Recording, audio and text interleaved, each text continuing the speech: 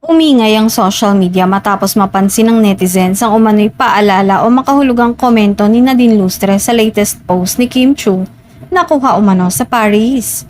Sa naturang post, kapansin-pansin ang komento ng aktres na sana all hindi nilalamig na agad umani ng sari-saring reaksyon mula sa fans.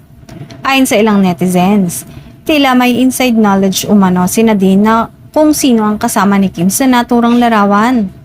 Dahil dito, lumakas ang espekulasyon na hindi raw nag-iisa si Kim sa Paris at posibleng kasama nito ang kanyang katrabaho na si Paolo.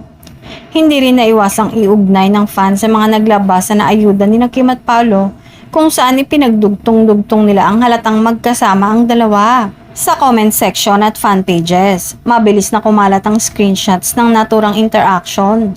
Dahilan para mas lumakas pa ang usap-usapan tungkol sa umano'y pagkikita at pagsasama ng Kim Pao sa Paris. Sa kabilang banda, may mga nagsasabing hindi dapat agad bigyan ng mali siya ang simpleng biro o banat sa social media, lalo na kung wala namang direktang kumpirmasyon mula sa mga artista. Ayon sa kanila, bahagi lamang ito ng friendly online interaction sa showbiz circle.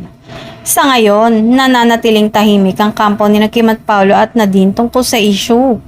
Kaya't patuloy ang espekulasyon ng netizens. Ngunit gaya ng nakasanayan sa showbiz, sapat na ang isang simpleng komento para magpasiklab ng bagong usapan sa online world.